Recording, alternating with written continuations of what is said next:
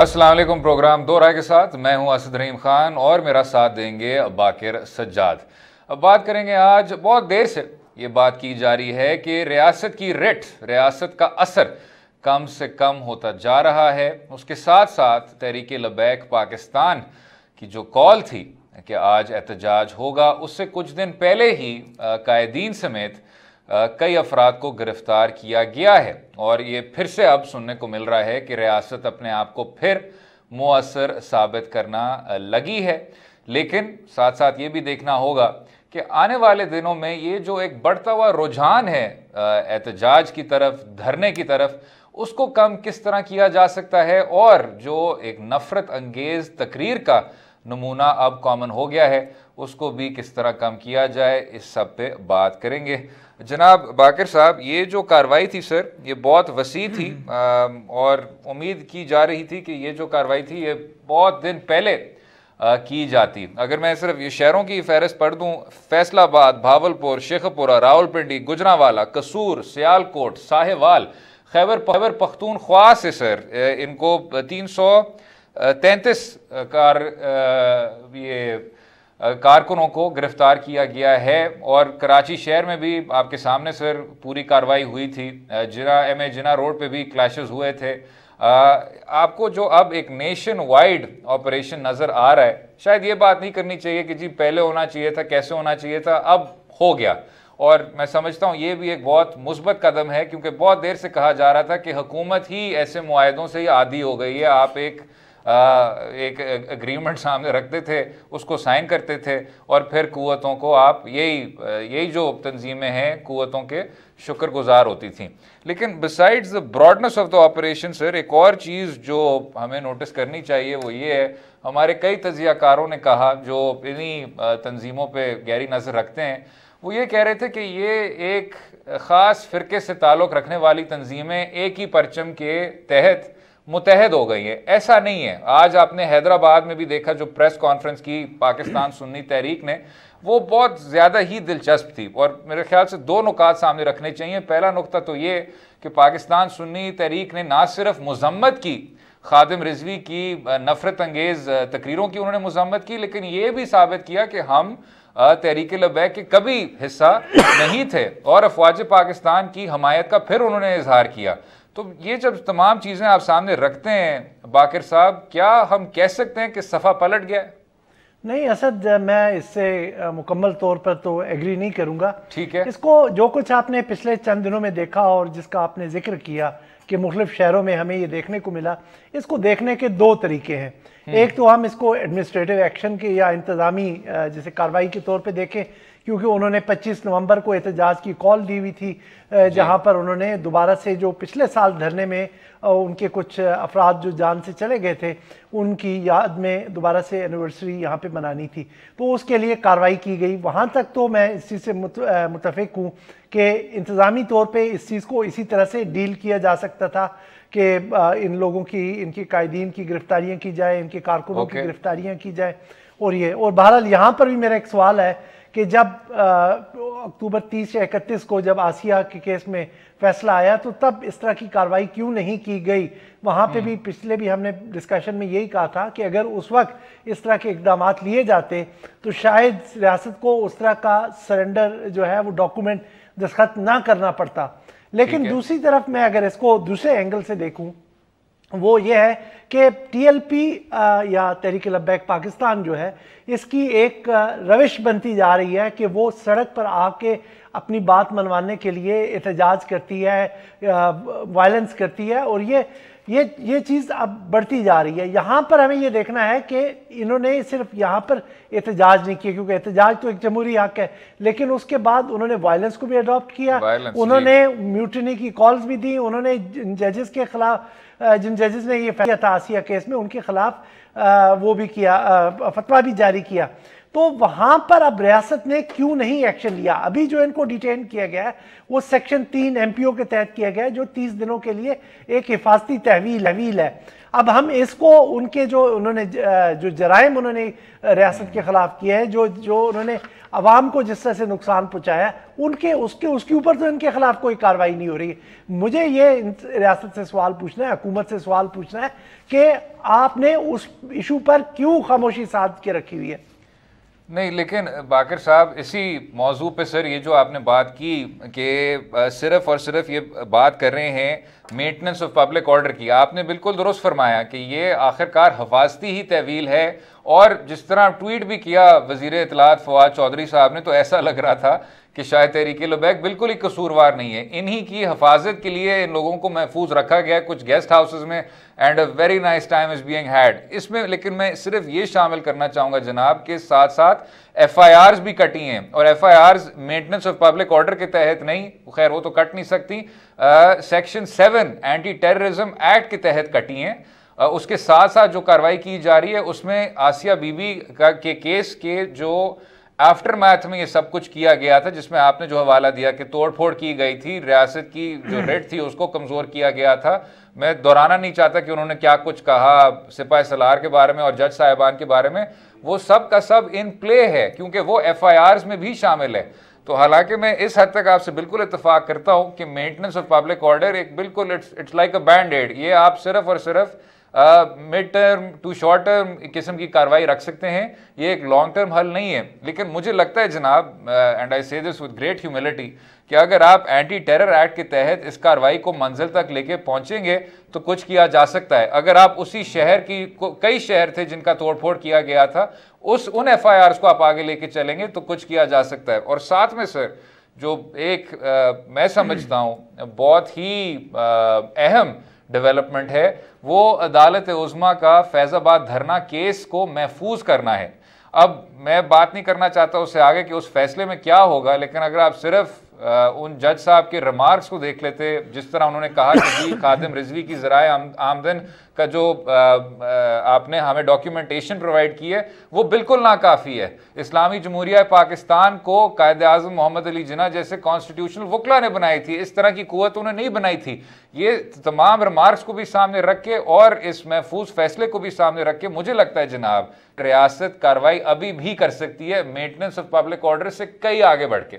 आपने असद जहाँ मुझे वो मेंटेनेंस पब्लिक ऑर्डर MPO की बात की और आसिया बीबी और इन दोनों की तो मुझे एक कुलीग की बात याद आ गई कि ये अजब आयरनी है कि आसिया बीबी भी हिफाजती तहवील में और क्या नाम है इनका खादिम रिजवी साहब भी हिफाजती तहवील में। लेकिन इससे बढ़ के जो आपने तमाम FIRs का जिक्र किया, अभी तक जो मेरी इंफॉर्मेशन में ये है कि ये खादिम रिजवी साहब और पीर अफजल कादरी, उनके खिलाफ तो कोई उस तरह से कार्रवाई अभी शुरू नहीं हुई। जो फुट सोल्जर्स थे जिनको बाद में TLP ने डिसोन भी कर दिया, और आपको याद होगा कि minister of state for interior ने फ्लोर ऑफ द हाउस पे जाके कहा था कि ये तो मुख्तलिफ सियासी पार्टियों के कारकुन थे जिन्होंने किया। अब यहाँ पर यह है कि अब हमें यह देखना है कि ये इनकी सियासी मजबूरी इनको उस हकीकत से नज़र चुराने पर मजबूर कर रही है कि या ये दूसरे जो सियासी कुव्वतें हैं उनसे दुश्मनी, उनसे बोग्ज और कीना है जो उनको मजबूर कर रही है कि इस चीज़ को ना माने कि जिस पार्टी ने आप इस एहतजाज की कॉल दी थी और जिसने इश्तहाल अंगेज तकरीरें की, जिसने नफरत अंगेज पैगामात फैलाए, उनके खिलाफ कार्रवाई नहीं हो रही। तो जब तक आप लीडरशिप को टारगेट नहीं करेंगे तो तब तक आपको असर नहीं मिलेगा। और जहां तक आपने जजमेंट की बात की ना, तो वहां पर अभी तक जो ऑब्जर्वेशंस आई थी, उन्होंने उनके जो माली स्ट्रक्चर की बात की थी कि सॉरी उसकी माली रिसोर्सेज की बात की थी खादिम रिजवी की। अगर आप उसकी पार्टी पे अगर नजर दौड़ाएं तो उसके आपको स्ट्रक्चर भी देखें तो ऐसा स्ट्रक्चर नहीं है कि पूरे मुल्क को वो हफ्तों हॉस्टेज लेके बैठा रहे। ये तो अब पूरी एक इंक्वायरी होनी चाहिए। मेरा ख्याल में केस इतनी डेप्थ में तो नहीं जाके जज साहब देखेंगे कि जनाब उसको कहां से क्या सपोर्ट मिलती रही। नहीं, लेकिन बाकिर साहब कई इंक्वायरियां हुई, बल्कि अदालत ने कई बार उन इंक्वायरियों को तलब भी किया, लेकिन हर बार ये साबित हुआ कि वो तमाम इंक्वायरियां तसल्ली बख्श नहीं थी, बहुत बुनियादी नुकात थे और जज साहब यही इजहार करते थे कि जी ये तो बहुत ही बेसिक सवाल आते हैं जिनके जवाब हमें नहीं मिले। बल्कि मुझे अफसोस होता है कि वही जो तजर्बा इन्हीं जज साहिबान ने देखा था क्वेटा में, जब वकला के खिलाफ इतना संजीदा हमला हुआ था, क्वेटा के अस्पताल पे इतना संजीदा हमला हुआ था, तो इन्हीं जस्टिस काजी फैज ईसा साहब ने उस रिपोर्ट में जब फोरेंसिक्स का बार बार जिक्र किया था, तो तब ही जो इंतहा पसंद दहशतगर्द था उसको फिर आइडेंटिफाई किया गया था। इधर भी आपको वही एक तरह का एक्सपीरियंस देखने को मिल रहा है कि जब तक सुप्रीम कोर्ट बार बार ना कहे तो आपकी इंक्वायरी तसल्ली बख्श नहीं होती। इसलिए जनाब, एज विद क्वेटा इंक्वायरी मैं इधर अपनी उम्मीदें पिन कर रहा हूं कि शायद उस फैसले में आपको एक आगे का रास्ता देखने को मिले। लेकिन जो आपने माली मुआवनत की और माली स्ट्रक्चर की बात की, वो बिल्कुल दुरुस्त फरमाया आपने कि अभी भी हम नहीं जानते कि ये तमाम फंड्स कहां से आ रहे हैं। वी स्टिल डोंट नो, और साल हो गया। उसके अलावा मैं जो बात कर रहा हूं वो ये कि उसकी अफरादी कुव्वत की, इसका कोई पार्टी का स्ट्रक्चर नहीं है, इसका कोई स्टूडेंट विंग नहीं है, इसके कोई जिसे कहते हैं ट्रेड यूनियंस के साथ रवाबित नहीं है उस तरह से। तो इनका जो मैस आता है वो कहां से आता है, किस तरह से आता है। उसके अलावा इनकी कम्युनिकेशन का कोई उस तरह से इंतजाम नहीं है। एक व्हाट्सएप ग्रुप पे ये पार्टी चलती है, लेकिन जब आते हैं धरना करने पे तो पूरे मुल्क को वो एक लॉकडाउन में ले जाते हैं। अब वहां पर सिर्फ और सिर्फ वो एक चीज को एक्सप्लॉइट करते हैं कि लोगों के जो मजहबी जज्बात हैं उनको एक्सप्लॉइट करके लोगों को सड़कों पर लाते हैं और एहतजाज कराते हैं। फिर मैं अपनी उस बात से कनेक्ट करूं कि जो शहरियार अफरीदी साहब ने फ्लोर ऑफ द हाउस पे की थी कि उन्होंने तो आके डिसओन कर दिया। भाई इसके अपने पार्टी स्ट्रक्चर हो तो ये अपना ओन करेगा ना कि मेरी पार्टी के। इन्होंने जो लोगों के मजहबी जज्बात से खेलकर इन्होंने 22 लाख वोट लिए 2018 के इलेक्शन में, लेकिन साथ ही साथ ये इस काबिल नहीं है। अभी आपने ये जो अभी उन पे क्रैकडाउन हुआ, इससे देख लें कि ये एक हल्के से क्रैकडाउन को भी सस्टेन नहीं कर सके। आपने कहीं पे रेजिस्टेंस उस तरह की नहीं देखी होगी। मैं ये कहना चाह रहा हूं कि ना इनके पास इंफ्रास्ट्रक्चर है, ना इनके पास फाइनेंशियल रिसोर्सेज है, लेकिन ये गैप पे आके ये कर जाते हैं पूरे का पूरा लॉकडाउन। लेकिन इस पे जनाब हुकूमत की क्लैरिटी बहुत ज़्यादा ज़रूरी है, और मैं शायद इनको इस हद तक सिंपैथी मेरी है इनके साथ कि आप ये ज़रूर आर्ग्यू कर सकते हैं कि 1-2 हफ्ते पहले मामला बिल्कुल मुख्तलिफ थे। ये एक हसास मामला है, ये कोई ढकी छुपी बात नहीं है, उसमें लोगों की सेंसिटिविटीज़ इन्वॉल्व हैं, और जब इस तरह का फैसला आता है तो that leads to all sorts of reaction. अब आप वो आर्ग्यूमेंट कर ही नहीं सकते, क्योंकि इसमें जब आपने इतना वसी आपने ये कार्रवाई की है, क्रैकडाउन आपने किया खैबर पख्तूनख्वा में, कराची में, पंजाब के कई शहरों में, तो अब जनाब जब आपके वही वजीर मुमलकत जिनका आपने हवाला दिया, अगर वो उसी प्रेस कॉन्फ्रेंस को फिर दोहराएं और कहें कि जी इन्होंने यहाँ माफ़ी मांग ली थी, ये तो उनके लोग नहीं थे, इधर भी हम एक ही सफ़े पे हैं, वो मेरे ख्याल से बहुत ही ज़्यादा अपने ही आप रियासत को उसका जो मोमेंटम है वो ख़त्म कर रहे होंगे। बेहतर है कि क्लैरिटी लाई जाए। अभी भी एक आर्ग्यूमेंट आप कर सकते हैं कि जब इंफॉर्मेशन मिनिस्टर साहब कहते हैं कि ये आसिया बीबी केस से कोई ताल्लुक नहीं रखता, और FIR में साफ लिखा हुआ होता है कि जी उसी केस के आफ्टर मैथ में जो इन शहरों में तोड़फोड़ किया गया था वो इसी जुर्म से मुंसलिक है। मैं समझता हूं कि ये रियासत करती है, वो दोनों डायरेक्शंस में जाती है जब आपने एक चीज को डिसेंसिटाइज करना हो। लेकिन यहाँ अब sir when they are on the back foot, अगर आप वही अपीजमेंट करेंगे, वही बातें करेंगे मुआहिदों की और MPOs की, तो मेरे ख्याल से बहुत ही एक अफसोसनाक दिन होगा पाकिस्तान के लिए। असद, आपने वो बैकफुट का जो बड़ा अच्छा यहाँ पे जिक्र किया। अब जब आपके सबके सामने है ये कि पार्टी किसको दीवार से लग चुकी है और इनकी क़यादत आपने तहवील में ले ली है या हिरासत में ले ली है, तो अभी भी जो हुकूमत है वो जिसे कह रहे हैं कि अपीजमेंट की पॉलिसी पे चल रही है। क्योंकि कल मेरी इतला थी, और ये मैं यहाँ पे कहता भी जाऊँ कि मेरी फेडरल कैबिनेट में एक सोर्स थी, उन्होंने कहा कि शायद इनके खिलाफ वायलेंस के और म्यूटिनी के पर्चे दर्ज होने लगे हैं। लेकिन आखिर में जाके फिर वहाँ पर, चूँकि अब इसके ऊपर हम इंसिस्ट नहीं कर सकते कि हुकूमत ने ऐलान नहीं किया था, वो एक मेरी सिंगल सोर्स थी कैबिनेट में, उन्होंने मुझे बताया था। उसके बाद बताया कि फिर हुकूमत ने एक दफ़ा यू टर्न ले लिया और उन्होंने कॉम्प्रोमाइज़ की तरफ चले गए। खैर सिर्फ फिलहाल जो ये रिपोर्ट्स हैं कि सेक्शन 7 एंटी टेररिज्म एक्ट के तहत ये FIRs कट रहे हैं, उम्मीद यही कर सकते हैं कि ये ना सिर्फ इस जमात के लीडरान के खिलाफ हो, लेकिन साथ में ये भी उम्मीद करेंगे कि शायद सफ़ा पलट गया है और जो अपीजमेंट की पॉलिसी थी जो तारीख भर नाकाम रही है, उससे भी पाकिस्तान तहरीक इंसाफ ने खुद यू टर्न ले लिया हो। और अगर ये यू टर्न लिया है तो वाकई में वो दुरुस्त कह रहे थे कि कभी कभी यू टर्न लेना भी मुस्बत होता है, लेकिन ये सिर्फ आने वाले दिनों में साबित हो पाएगा। अगले हिस्से में बात करेंगे कराची शहर में जो चाइनीज़ कौंसलेट पे हमला हुआ था और साथ में औरकज़ाई एजेंसी में भी एक इंतहाई तशवीशनाक हमला। रहिएगा हमारे साथ।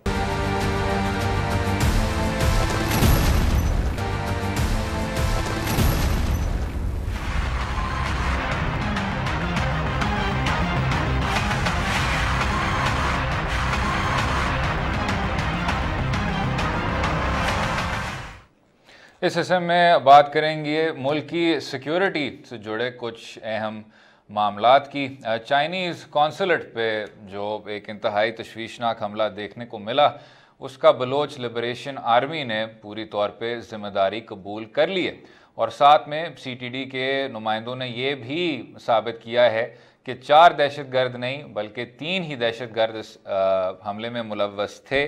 चीनी कौंसलेट पर हमले के बाद बलोच लिबरेशन आर्मी ने जिम्मेदारी तो कबूल कर ली, लेकिन बहुत सवाल उसने खड़े कर दिए हैं। CPEC और चीनी बाशिंदों की सिक्योरिटी बेहतर बनाने और इस किस्म की तंजीमों से निमटने के लिए हुकूमत को क्या लाहेअमल इख्तियार करना चाहिए, उस पर बात करेंगे। और साथ में जो औरकज़ाई एजेंसी में एक खुदकुश हमला देखने को मिला, उसमें भी पुलिस की एक बहुत अहम कार्रवाई थी, सर्च एंड रेस्क्यू मिशन उन्होंने अपनाई, उस पर भी बात करेंगे। जनाब बाकिर साहब, पहले हम इस दिन पे आ जाएं सर कि शुरू ये होता है कराची शहर में जो चाइनीज़ कौंसलेट पे हमला किया बलोच लिबरेशन आर्मी ने, यानी ना सिर्फ अलहदगी पसंद लेकिन दहशतगर्द, और जो अब BLA की एक आपको मोडस ऑपरेंडी नज़र आ रहा है, उसमें भी अब खुदकुश हमलावर देखने को मिल रहे हैं। पहले जो आपके सेसेशनिस्ट मूवमेंट्स थी उसमें इस तरह की कार्रवाई नहीं देखने को मिलती थी, वो शायद एक टामिल टाइगर्स की एक कार्रवाई होती थी कि आप सुसाइड बॉम्बिंग इस तरह अपनाएं, लेकिन अब BLA भी वही कर रहा है। उसी दिन सर औरकज़ाई एजेंसी में एक फ़िरका वाराना सुसाइड बॉम्बिंग, और फिर उस रात जो तहरीक लबैक पाकिस्तान के लीडरान को और कारकुनान को पंजाब पुलिस ने फिर राउंड अप किया और हिरासत में लिया। मैं समझता हूँ सर कि पुलिस आपकी ना सिर्फ फर्स्ट लाइन ऑफ डिफेंस थी, लेकिन उस दिन 3 मुख्तलिफ सूबे सर, सिंध सूबा, Khyber Pakhtunkhwa, Punjab,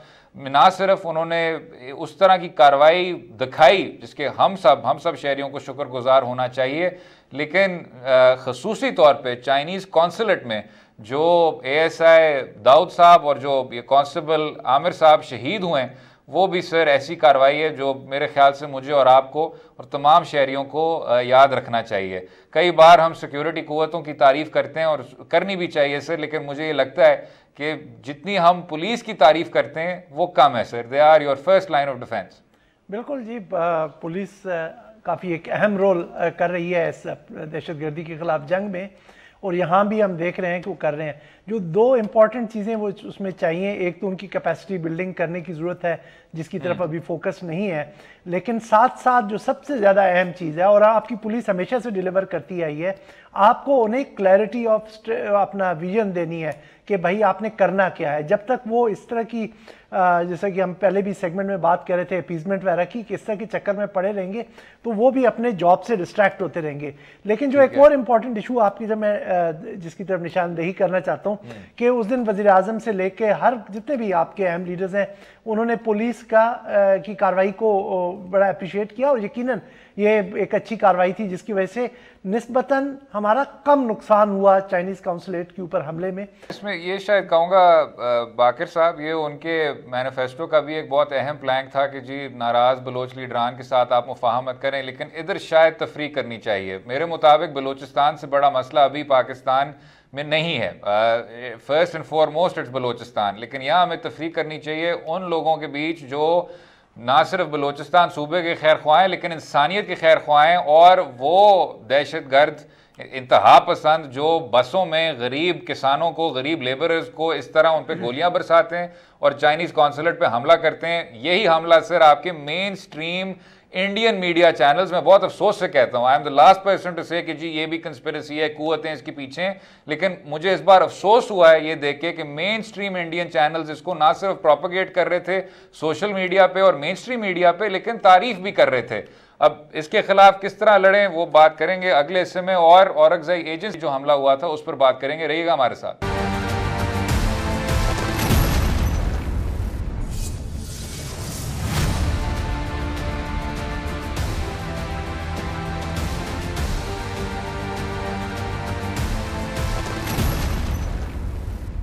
welcome back to दो राय। मुल्क भर में जो दहशतगर्दी की लहर दौड़ी उसका किस तरह मुकाबला किया जाए उस पर बात करेंगे, लेकिन पहले सुन लेते हैं वज़ीर आज़म इमरान खान साहब का क्या कहना था। ये एक अज़म है हमारा कि हमने इंशाअल्लाह ये दहशतगर्दों को, ये जो भी बाहर से इनको फीड किया जा रहा है इस मुल्क को डिस्टेबलाइज करने के लिए, इंशाअल्लाह इन सब के पीछे हम जाएंगे। ये औरंगजेब का ये भी बड़ा एक प्लान था। अभी तक जो मुझे इन्फॉर्मेशन है ये सुसाइड अटैक नहीं था, ये एक डिवाइस रखा गया था, तो ये सिर्फ इंतशार फैलाने के लिए था। जनाब, मुख्तलिफ रिपोर्टें हैं औरंगजेब एजेंसी के मुतालिक कि क्या ये एक खुदकुश इंतहा पसंद था या कि ये एक प्लान्ड बॉम्ब था जिसके ज़रिए ये सब कुछ हुआ।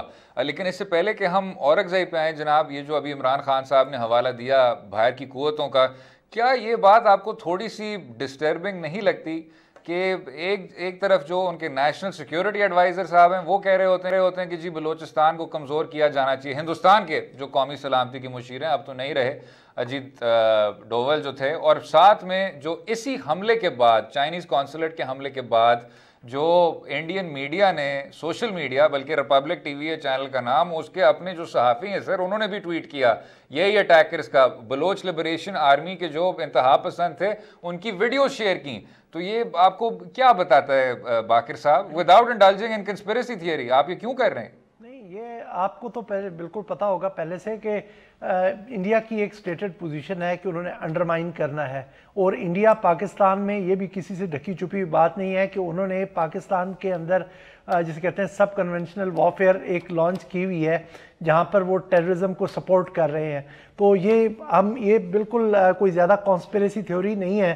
तो जब क्योंकि उनके फ़ायदे में है और वो इससे बेनिफिट कर रहे हैं, और जिस तरह का रिएक्शन आपने देखा है, और आपने तो उनके जो जर्नलिस्ट का रेफरेंस दिया यहाँ पे अपने चाइनीज़ एम्बेसी के जो डिप्टी चीफ ऑफ मिशन है उन्होंने ट्वीट किया कि लगता है कि इंडियन सहाफ़ी आज BLA के स्पोक्स पर्सन बन गए कि वो जिस तरह से वो कर रहे थे उसको रिस्पॉन्ड।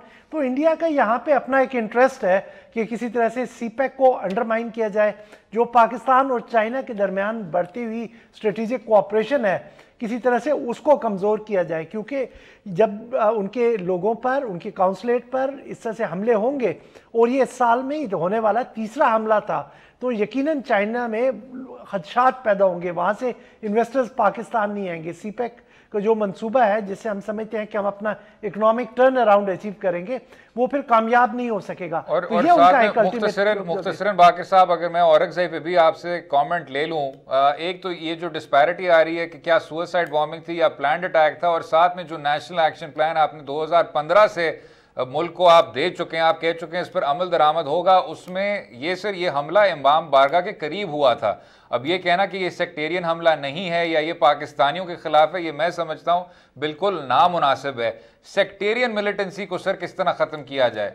असद, इसमें ये देखना है कि जो आपकी जो तंजीम इन्वॉल्व थी वो दाइश ने ये अटैक क्लेम किया है, और ट्राइबल एरियाज में हमारे दाइश पहले भी काफ़ी ज़्यादा हमले कर चुकी है। वो अफगानिस्तान में जो उनकी सेंचुरीज हैं वहाँ से हमले करते हैं। आपने पाराचनार में हमले देखे होंगे, और अगजई में पहले वो कर चुके हैं।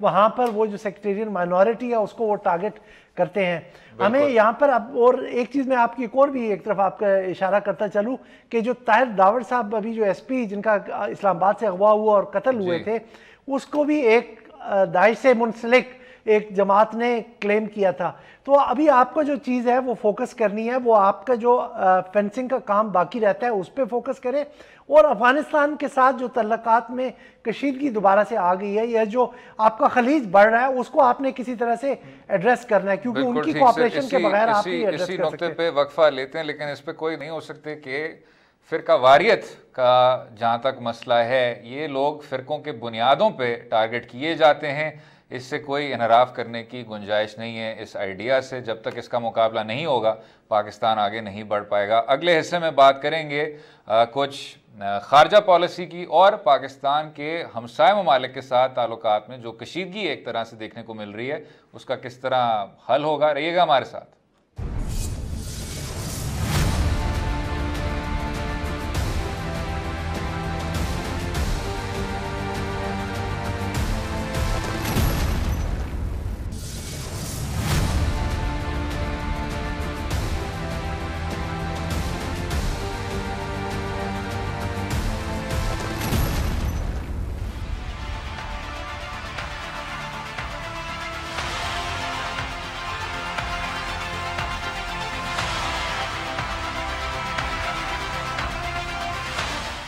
वेलकम बैक टू दो राय। जमी बर्फ पिघलने के इम्कानात देखने को मिले। पाकिस्तान और हिंदुस्तान के बीच बहुत ज़्यादा डिस्कशन के बाद करतारपुर कॉरिडोर को खोलने का फैसला ले लिया तो गया है, लेकिन उसके साथ साथ हिंदुस्तान के रियासत के जो बहुत अहम नुमाइंदे हैं उन्होंने कुछ एक तरह से एक कोल्डनेस दिखाई है।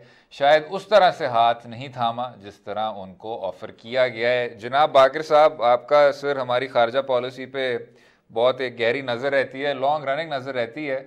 लेकिन सर ये तो मैं भी आपको बता सकता हूँ कि जब आपके वज़ीर ख़ारजा शाह महमूद कुरैशी साहब कह रहे हैं कि जी ये भी एक तारीख़ी चीज़ है, उन्होंने कहा कि वज़रा को आना चाहिए ग्राउंड ब्रेकिंग के लिए, तो जो सुषमा साहिबा हैं उन्होंने आगे से कहा कि मेरी असल में कुछ प्रायर कमिटमेंट्स हैं, लेकिन उन्होंने कहा कि उनकी जगह हिंदुस्तान के जो minister for food processing industries हैं वो आएंगे और जो उनके वज़ीर मुमलिकत हैं हाउसिंग एंड अर्बन अफेयर्स के, वो आएंगे सेरेमनी में हिस्सा लेने का। ये आप सर इसको किस तरह रीड कर रहे हैं? और साथ में तफरीक करनी चाहिए हमें कि ये एक पीपल टू पीपल कॉन्टैक्ट है, उसके साथ साथ जो अभी हमने जिस हमले की भी बात की वो एक रियासत की कार्रवाई है। लेकिन इसमें जब हम तफरीक करते हैं सर तो ये कुछ मामला कॉम्प्लिकेटेड नहीं हो जाता? नहीं, असल आपने बहुत ज्यादा जिसे कहते हैं ना इकट्ठे एक ही सवाल पैक करके सामने रख दिया। मुझे लगता है कि आप टाइम बचाना चाह रहे हैं बाकी सेगमेंट के लिए। वही असल में यहाँ पर अब ये चाहे वो सुषमा स्वराज नहीं आ रही और यकीनन उसके पीछे उनकी वो जो वजह बता रही हैं कि मेरी प्रायर कमिटमेंट्स है वो नहीं है, लेकिन आप यहाँ पर एक चीज़ रियलाइज़ करें कि भारत की हुकूमत को भी एक बहुत बड़ा यू टर्न लेना पड़ा है इस कॉरिडोर को एक्सेप्ट करने के लिए। ये 88 से मसला चल रहा है, लेकिन यहाँ पर आकर ये जो आप समझे कि आपके आर्मी चीफ जनरल कमर बाजवा ने मास्टर स्ट्रोक खेला था, उस ट्रैप में इंडिया फंस गया उसमें आके। जब उनको नवजोत सिद्धू यहाँ मिले इमरान खान की इनॉग्रेशन पे, तो उन्होंने ये कहा कि जनाब हमें ये कॉरिडोर बनाना चाहिए। सिखों के करीब ये बहुत सेक्रेड है। अब यहाँ पर भारत में आप देखें तो इंतखाबात अगले साल आ रहे हैं और वहाँ की हुकूमत जो बीजेपी की हुकूमत है उन्हें सिखों की हमायत भी लेनी है और उनका जो वहाँ पर एलाई है, जो एक सिख पार्टी उनकी एलाई है अकाली दल, वो भी काफ़ी अनपॉपुलर है।